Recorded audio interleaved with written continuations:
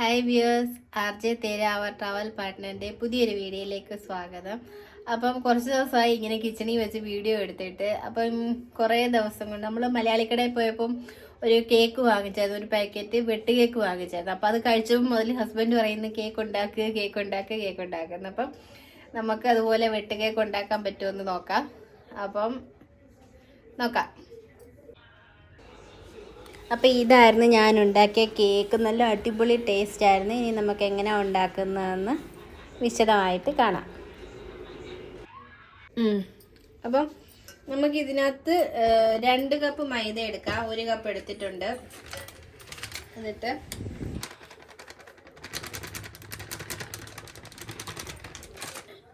രണ്ട് കപ്പ് മൈദ എടുത്തിട്ടുണ്ട്. 2 കപ്പ് മൈദ എടുത്തിട്ടുണ്ട്. ഇനി നമുക്ക് ഇതിനകത്തോട്ട് 1/2 കപ്പ് റവയും കൂടി ഇട്ട് കൊടുക്കാം. റവ ഇടുമ്പോൾ കുറച്ച് ക്രിസ്പിനെസ് നമുക്ക് കിട്ടും. മറ്റേ മൈദ മാത്രമാകുമ്പോൾ കുറച്ച് സോഫ്റ്റ് ആയിട്ടിരിക്കും. അപ്പം 1/2 കപ്പ് റവയും കൂടി ഇട്ടിട്ടുണ്ട്. ഇനി നമുക്ക് മൈദ എടുത്ത കപ്പിന് 1 കപ്പ് പഞ്ചസാരയും കൂടി എടുക്കാം. അപ്പം ഇതിനകത്ത് 1 കപ്പ് പഞ്ചസാര നമുക്ക് എടുക്കാം. പഞ്ചസാര ഇത്ര ഇട്ടാൽ മതിയായിരിക്കും. അതിൽ കുറച്ചാൽ മതി.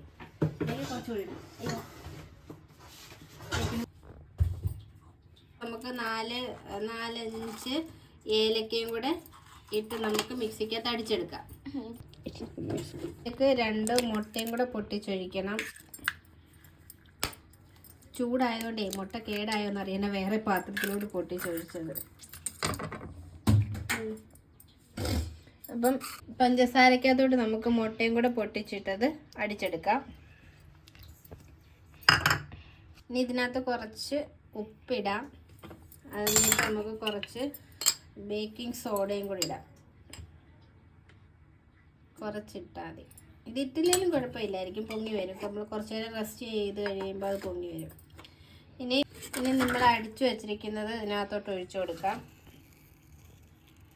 എന്നിട്ട് നമ്മുടെ ചപ്പാത്തിയുടെയൊക്കെ പരുവത്തിന് കുഴയ്ക്കുന്ന പോലെ നമുക്ക് കുഴച്ചെടുക്കാം. ഇങ്ങനെ കുഴച്ചെടുക്കാം. ഇനി അപ്പം വേണമെങ്കിൽ ഒന്നുകൂടെ കുഴച്ചെടുക്കാൻ നമുക്കൊരു ശകലം പാലും കൂടെ മണ്ടയ്ക്കോട്ട് ഒഴിച്ചു കൊടുക്കാം. റവ ആയതുകൊണ്ടേ കട്ടിയായിട്ടിരിക്കുന്നു, ഭയങ്കര ടൈറ്റായി മാവ്. ഒരു കാര്യം ഇടാൻ മറന്നു, കുറച്ച് നെയ്യും കൂടെ ഇടണം. നെയ്യും കൂടി ഇട്ട് നമുക്ക് ഇളക്കി വെക്കാം. എന്നാലേ ഇത് നല്ല സോഫ്റ്റ് ആയിട്ടിരിക്കത്തുള്ളൂ. ഇത് കയ്യിൽ ഒട്ടിപ്പിടിച്ചിരിക്കുന്നു.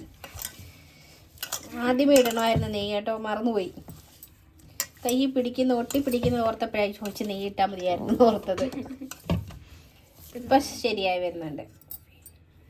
ഓക്കെ, അപ്പം നമ്മുടെ മാവ് ഇവിടെ റെഡിയാക്കി വെച്ചിട്ടുണ്ട്. ഇനി നമുക്ക് ഒരു അരമണിക്കൂറുടെ കഴിഞ്ഞിട്ട് നമുക്ക് ഉണ്ടാക്കിയെടുക്കാം.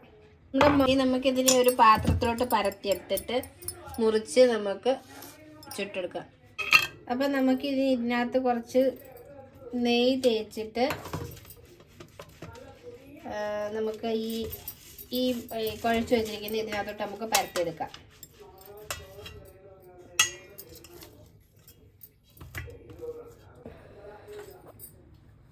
അപ്പം നമ്മളിതിനെ പരത്തി എടുത്തിട്ടുണ്ട്. ഇനി നമുക്ക് പീസാക്കി കട്ട് ചെയ്തെടുക്കാം. കട്ടായിട്ട് വരുന്നു. കഴിക്കും ഇല്ല, ഫ്രൈ ചെയ്യണം.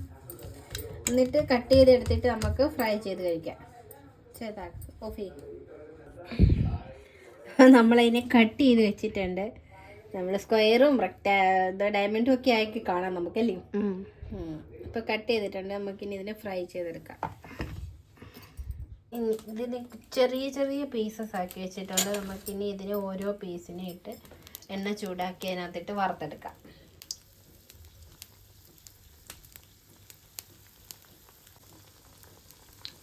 കുഞ്ഞു കേക്കാണ് ഉണ്ടാക്കുന്നത്, കുഞ്ഞു പീസസ് ആക്കിയിട്ട്. ഇതിന് നമുക്കിനി തിരിച്ച് മറിച്ച് വിട്ട് ഫ്രൈ ചെയ്തെടുക്കാം, ചെറിയ തീയിലിട്ട്. നമ്മുടെ കേക്ക് ഇവിടെ ഫ്രൈ ആയിക്കൊണ്ടിരിക്കുന്നു. ഞാൻ അത് കൂടെ വെട്ടിയൊന്നും ഇല്ല, തന്നെ വിട്ട് വീഴുന്നുണ്ട് വെന്ത് കഴിയുമ്പോൾ. ഇനി ബാക്കി അത്രയും കൂടെ ഉണ്ട് ഫ്രൈ ചെയ്തെടുക്കാൻ. അപ്പോൾ നമുക്ക് 2 കപ്പ് മൈദ 1 കപ്പ് റവയ്ക്കകത്തുനിന്ന് 1/2 കപ്പ് റവയ്ക്കകത്ത് നമുക്ക് ഇത്രയും കേക്ക് ഉണ്ടാക്കിയെടുത്ത്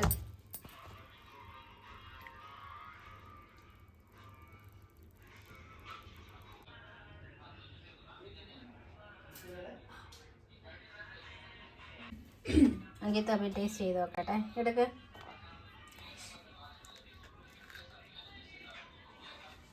പറ. ടേസ്റ്റി ആണോ? ക്രിസ്പി ആണോ? മധുരം ഉണ്ടോ?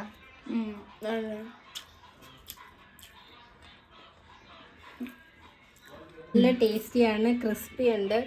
നമുക്ക് വായിക്കാൻ തരുമ്പോൾ കറുമുറ കറുമുറ സൗണ്ട് കേട്ടോ. അകത്ത് നല്ല സോഫ്റ്റുമാണ്.